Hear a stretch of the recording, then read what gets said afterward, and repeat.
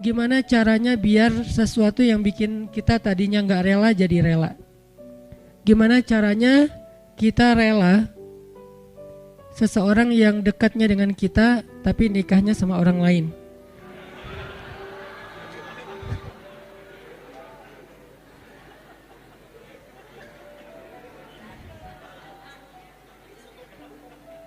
Soalnya saya juga nggak rela.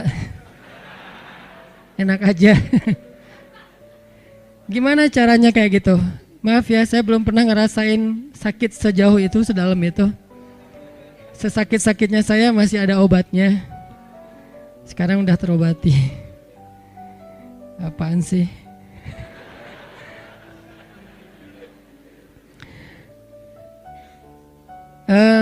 Gimana caranya kita bisa rela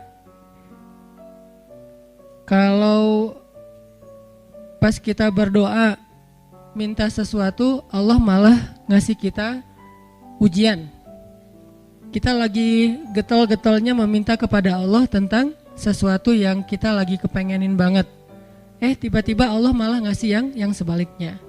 Gimana caranya biar kita rela kalau kita ditolak dengan bahasa yang lembut? Kalau kita ditolak dengan alasan-alasan yang kadang-kadang gak masuk akal. Kalau kita ditolak alasannya misalnya kayak kita kayaknya gak cocok soalnya hitung-hitungannya gak dapet misalnya. Atau karena mitos-mitos tertentu. Atau orang tuanya kayak gak sreg gitu sama kita. Padahal kita udah berjuang untuk caper-caperan habis-habisan. Modalnya juga udah keluar banyak. Tapi ditolak, gimana caranya kita rela atau lega? Gimana biar kita lega? Ini ada nih. Kalau kita ke masjid pakai sendal eger, pulangnya nyeker. Siapa nih? Terus banyak yang jawabannya politik gitu, nggak usah dibaca. Nah, gitu-gitu deh. Ada beberapa yang agak-agak unik. Tapi yang paling unik yang tadi. Kita udah kegeeran banget dia dekat sama kita tapi jadiannya sama orang lain. Dan orang lain itu bukan siapa-siapa, teman.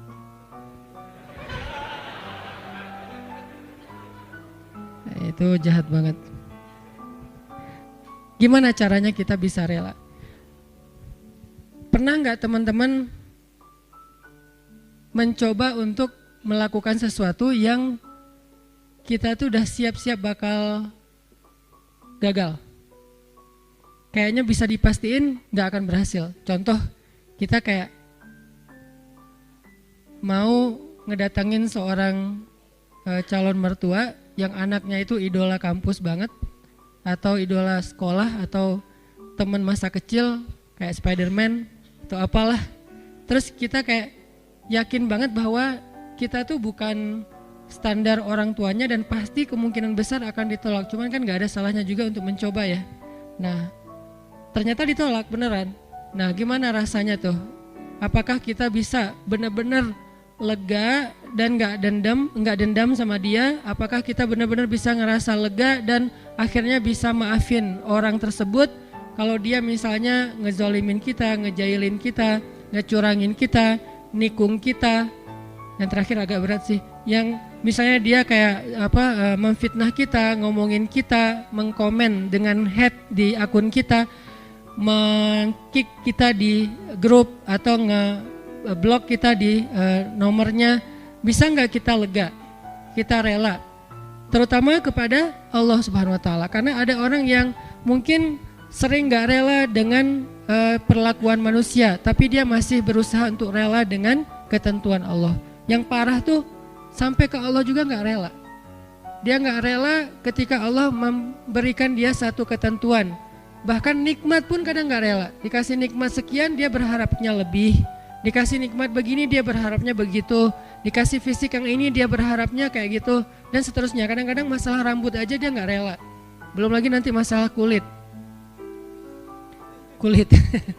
Belum lagi nanti masalah tinggi badan, masalah apa segala macam yang sifatnya emang takdir dia diciptakan kayak gitu. Beda dengan mungkin kalau yang masalah-masalah katakanlah misalnya kayak sesuatu yang sifatnya karena usaha kita kayak berat badan atau jerawatan atau apa, ini kan relatif ya. Tapi kalau emang udah takdirnya kayak gitu, dia nggak rela. Termasuk dia nggak rela dengan ketentuan Allah, dia seorang laki-laki sehingga dia pengen jadi ya transgender gitulah, pengen jadi cewek, terus dia cewek pengen jadi cowok, terus dia bingung gitu, kok dua-duanya nggak enak ya, terus jadi saya jadi apa gitu kan ya. Nah ini nggak rela gitu kan. Nah ini semuanya adalah tentang syarhus sadar, berlapang dada. Berlapang dada pertama yang paling penting adalah berlapang dada terhadap ketentuan Allah. Yang kalau dalam bahasa fikihnya kadang disebut dengan istilah takdir. Disebut dengan istilah takdir. Atau berlapang dada dengan sikap-sikap orang kepada kita. Seberapa besar lapang dada kita sehingga dada kita itu muat dengan kesalahan orang. Makin lapang, makin banyak kesalahan orang yang muat di dalam dada kita. Enggak sampai bikin kita nyesek. Jadi ada kesalahan masih lapang, enggak nyesekin kita, jadi kita masih santai. Kan orang kalau lapang, sebutlah kita kayak di sebuah ruangan atau di mobil aja nih. Kebenaran mobilnya mobil city car yang memang dua row gitu, seatnya cuma 4 orang. Nah kalau masuknya cuman kita driver nih, masuk 1 orang teman, kita merasa sempit nggak? Enggak. Atau kita jadi penumpang sama driver, masuk seorang teman masih biasa. Masuk yang ketiga jadi 4 orang sekarang masih biasa. Masuk yang kelima, yang keempat jadi 5 orang, mulai agak-agak gimana gitu. Apalagi duduk di belakang kan ya. Nah kebayang nggak kalau mobilnya bus? Kalau mobilnya city car yang mungkin cuman muat 4 orang nyamannya, terus diisi 5 orang, jadinya gimana? Nggak nyaman kan? Tapi kalau bus diisi 5 orang masih nyaman, leluasa, karena emang isinya harusnya 35, 40. Nah artinya dada kita itu sesek tergantung kelapangannya, bukan tergantung masalahnya. Ada orang yang masalah sepele bikin dia nyesek. Ada orang yang masalahnya udah luar biasa, dia masih kayak biasa-biasa aja. Kenapa? Bedanya bukan masalahnya, tapi yang membedakan itu adalah syarhus sadarnya, lapang dadanya. Ada orang ketika diomongin dengan satu komen negatif, hate yang masih wajar lah ya, cuman kayak misalnya bilang ria gitu doang, dia udah langsung rame gitu, udah langsung di replay, langsung terus dia kayak ngedebat gitu, langsung di blok, langsung dia kalau perlu akunnya juga ditutup, dia nggak mau pakai lagi Instagram pundung gitu, pundung Visosmed misalnya. Ini gara-gara apa? Gara-gara ada satu haters yang satu kata doang, ria, sombong.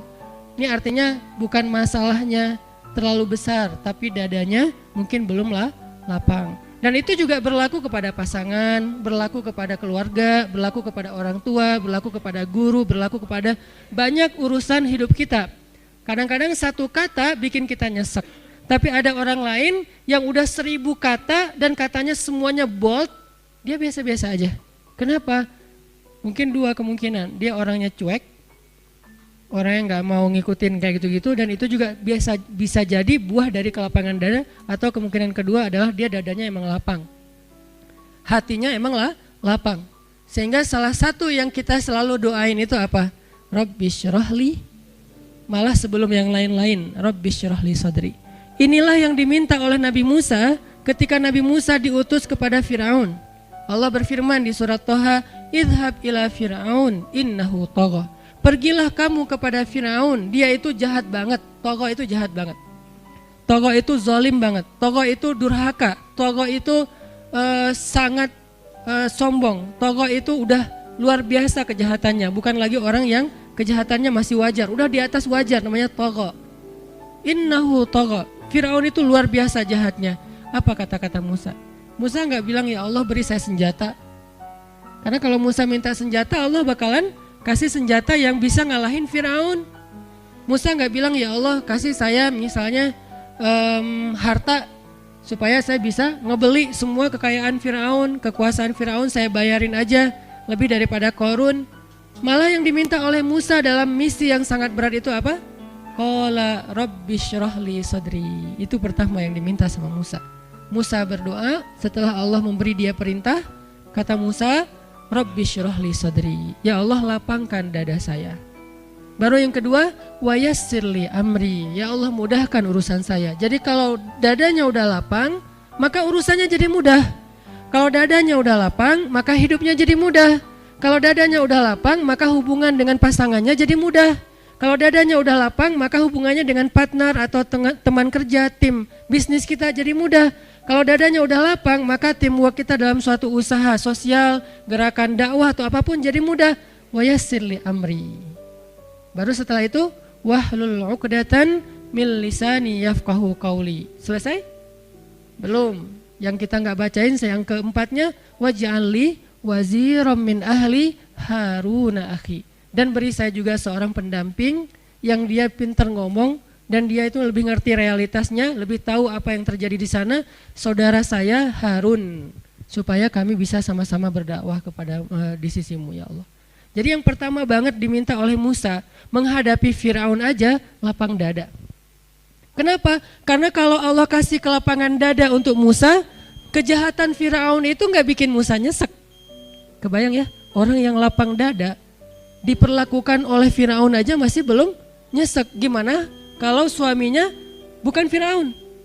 Kan banyak ibu-ibu atau istri-istri bertanya, Ustadz gimana menghadapi suami yang pemarah, suami yang galak, suami yang nggak setia, suami yang suami.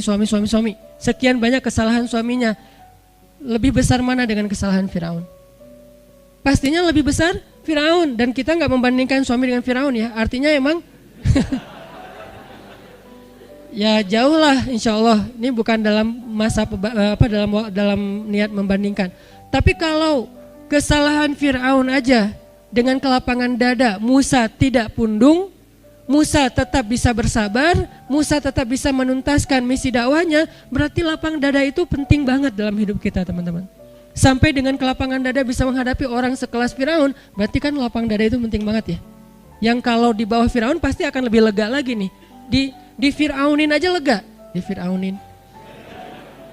Jadi diperlakukan oleh Firaun aja masih lega. Itulah yang diminta oleh Musa. Ini menandakan bahwa lapang dada itu salah satu doa yang paling penting untuk kita baca teman-teman. Bukan cuman pas mau ngomong di depan kita baca Rabbi syrah li sadri. Kapan aja Rabbi syrah li sadri, Rabbi lapangkan dada saya, lapangkan dada saya. Kalau mau pulang ke rumah buat yang udah punya pasangan, istri lagi ngambek di pintu, Rabbi syrah li sadri. Pengalaman pribadi. Insyaallah nanti kita lanjutkan setelah salat Isya. Bismillahirrahmanirrahim. Teman-teman yang dirahmati Allah Subhanahu wa taala, tadi kita menyampaikan tentang pentingnya syarhus sadar atau lapang dada supaya kita bisa nyaman ketika menghadapi situasi ataupun perilaku yang tidak sesuai dengan harapan kita. Syarhus sadar ini berlaku hubungan kita dengan Allah. Syarhus sadar ini dipakai ketika hubungan kita dengan orang tua, hubungan kita dengan pasangan, hubungan kita dengan anak, hubungan kita dengan saudara, dengan teman, dengan tetangga, dengan siapapun. Karena kalau kita nggak punya syarhus sadar, nggak punya kelapangan dada, kita susah untuk lega menghadapi orang lain, lega untuk ngadapin ketentuan Allah dalam hidup kita. Kita bakalan lebih banyak berkeluh kesah, nyesek, bete, terus rasanya kayak nggak bebas gitu, kayak ada sesuatu yang nyesek banget di dada kita tuh. Nah ini pasti bikin kita sendiri yang nggak nyaman. Sedangkan Allah Subhanahu wa taala udah ngajarin kepada kita satu doa yang dipetik dari bacaan doanya Musa alaihissalam. Ketika mau menghadapi Firaun aja, Musa meminta supaya dilapangkan dada, saking pentingnya modal ini. Jadi sebelum minta mukjizat, di antara mukjizatnya tongkat jadi ular, mukjizatnya nanti bisa ngebelah laut, mukjizatnya macam-macam. Sebelum Nabi Musa minta mukjizat, karena sifat dari mukjizat itu adalah mengalahkan makar-makar musuh, itulah sifat dari mukjizat. Jadi ketika Allah kasih mukjizat kepada nabinya, itu bertujuan untuk mengalahkan makar-makar yang dibuat oleh musuh. Misalnya kalau makarnya adalah syair, maka mukjizatnya adalah Al-Quran. Sehingga ketika musuh mengatakan bahwa Muhammad itu penyair, terus Allah menantang, kalau memang kalian anggap ucapan Muhammad itu adalah syair, coba aja kalian datangkan satu surat yang sama dan sama-sama berkualitas. Sehingga ketika Nabi Muhammad membacakan ayat Alam tara kaifa fa'ala rabbuka bi ashabil fil alam yaj'al kaidahum fi tadlil wa arsala alaihim tayran ababil tarmihim bihijaratin min sijil faja'alahum ka'asfim mim ma'kul. Abu Jahal membacakan syair yang lain, al-fil wal khurtumit tawil. Jadi Abu Jahal membacakan juga satu syair dengan tema gajah. Apa terjemahannya? Saya nggak hafal panjangnya syair itu, hanya pembukaannya wal fil demi gajah, wal khurtumit tawil demi belalainya yang panjang. Itu diketawain satu kota Mekah. Kenapa? Karena syair Abu Jahal ini bukan syair, dia kayak pelajaran tentang gajah ke anak TK. Gajah itu belalainya panjang gitu kan ya, nggak ada angle sejarah, nggak ada hikmahnya, nggak ada rahasia-rahasia ilmiahnya, cuman ya terlalu polos lah. Padahal Abu Jahal itu udah jagonya syair. Jadi ketika orang-orang yang tidak beriman menantang para anbiya, maka Allah kasih mukjizat untuk mengalahkan tantangan mereka, tuduhan mereka, kemakaran mereka. Kayak misalnya Firaun ngumpulin para penyihir-penyihirnya yang lulusan-lulusan dari sekolah sihir yang ada di zaman Firaun, mereka juga bikin sekolah sihir. Dan ini terkenal dalam sejarah, memang ada sekolah sihir. Termasuk nanti cerita seorang laki-laki, anak muda yang lagi pengen belajar sihir ke seorang penyihir legend, terus malah dia mengalahkan penyihir itu dengan kalimat iman ya. Jadi banyak sekali cerita-cerita sekolah sihir di zaman sebelum Nabi Muhammad SAW. Dia kumpulin nih lulusan cum laude dari universitas sihir. Semua yang keren-keren, profesornya, yang cum laude-nya, dokter-dokter mudanya, kumpulin semuanya. Ini makar. Wa makaru wa makarallah wallahu khairul makirin. Wa yamkuruna wa yamkurullah wallahu khairul makirin. Akhirnya Allah kasih Musa mukjizat.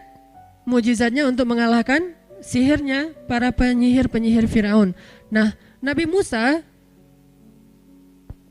padahal seorang nabi enggak meminta mukjizat kepada Allah, ya Allah kasih saya mukjizat untuk bisa mengalahkan kejahatan-kejahatan Firaun. Bukan itu yang pertama diminta oleh Musa, tapi yang pertama diminta oleh Musa itu adalah Rabbishrahli sadri, ya Allah lapangkanlah dada saya. Inilah yang paling penting dalam hidup kita. Apalagi ketika kita mengemban amanah-amanah yang berat. Apalagi kita bergaul dengan banyak orang. Karena orang yang tidak bergaul, walaupun dia soleh, masih kurang istimewa di sisi Allah dibandingkan orang yang soleh dan bergaul. Kan Nabi SAW bersabda, Al-mu'min alladhi yukhalitun nas wa yasbir ala adahum a'zamu ajran. Di riwayat yang lain, khairun minal mu'min alladhi la yukhalitun nas wa la yasbir ala adahum. Mukmin yang bergaul, ini salah satu dalil saya tentang gaul ya. Jadi gaul itu bukan gaul, bukan. Gaul itu yukhalit, bergaul dengan manusia. Al-mu'min, mu'min yang bergaul dengan manusia, lalu dia bersabar atas gangguan mereka. Kayak kita main sosmed kan bergaul berarti kan ya. Tapi sabar dengan para haters. Nah, ini lebih banyak pahalanya atau lebih utama, lebih baik daripada mukmin yang tidak bergaul dengan manusia dan tidak bersabar atas gangguan mereka, walaupun dua-duanya mukmin. Di sini kelihatan mukmin yang gaul lebih utama daripada mukmin yang tidak gaul, walaupun sama-sama soleh, sama-sama beriman, harus gaul. Kenapa? Karena dakwah itu adalah pergaulan. Kalau kita tidak mau bergaul dengan masyarakat luas, bagaimana kita akan tabligh, menyampaikan risalah Allah kepada mereka? Bagaimana mungkin risalah Allah ini tersampaikan kepada orang lain kalau kita berdiam diri di mihrab masjid? Bagaimana mungkin dakwah ini akan tersampaikan kepada Indonesia kalau kita nggak punya akun sosmed? Bagaimana mungkin dakwah ini akan tersampaikan kepada semua komunitas kalau kita membatasi diri bergaul hanya dengan orang-orang yang udah soleh doang gitu? Kalau dalam konteks dakwah, sehingga ketika kita mengambil peran dai dan ingin bergaul dengan manusia, konsekuensinya adalah wayasbir ala adahum, harus bersabar dengan perangai-perangai mereka yang kadang gak nyaman, komen-komen mereka yang kadang gak sesuai harapan kita, respon mereka yang kadang di luar dugaan kita dan seterusnya. Dan kesabaran ini buah dari syarhus sadar, lapang dada. Dan itulah yang Allah berikan sebagai bekal kepada Nabi Musa dan juga para anbiya. Jadi bisa dibilang teman-teman, salah satu syarat menjadi nabi adalah syarhus sadar, lapang dada. Ada nabi yang nggak pernah yang pernah nggak lapang dada? Ada, Nabi Yunus. Sekali doang tapi. Dan nggak lapang dadanya Nabi Yunus juga beralasan menurut saya. Kalau kita mungkin akan lebih parah dari itu. Itu juga ditegur sama Allah. Kenapa Nabi Yunus berdakwah di Mesir sekian tahun, lalu mereka menolak dakwah Nabi Yunus, malah memfitnah Nabi Yunus, malah berbuat makar kepada Nabi Yunus. Akhirnya Nabi Yunus merasa kecewa kepada mereka dan meninggalkan mereka. Kecewa dan meninggalkan. Kalau kecewa udah biasa, sedih udah biasa, tapi meninggalkan ini baru namanya udah sempit dadanya. Meninggalkan mereka, ternyata Allah gak ridho dengan pilihan Nabi Yunus. Lalu Allah Subhanahu wa ta'ala memberi Nabi Yunus pelajaran. Pelajarannya, Nabi Yunus singkat cerita dimakan oleh ikan hut. Ada yang bilang nun, ada yang bilang paus, ada yang bilang apa, segala macam, pokoknya ikan aja. Dimakan sama ikan, kemudian ikan itu membawa Nabi Yunus ke kedalaman laut yang luar biasa, sampai ke kedalaman yang tidak masuk cahaya. Ke kedalaman yang tidak masuk cahaya, karena ada paus tertentu yang dia berenang di kedalaman yang manusia gak akan sampai ke sana, yang gak akan tembus cahaya matahari, sehingga disebut oleh ulama dengan istilah fi zulumatin salas, di dalam 3 kegelapan. Gelapnya malam, gelapnya lautan, dan gelapnya perut ikan.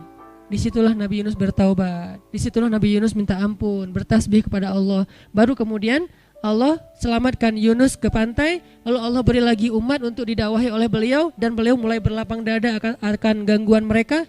Akhirnya Allah lipat gandakan kesuksesan Nabi Yunus dan mendapatkan umat yang sangat banyak.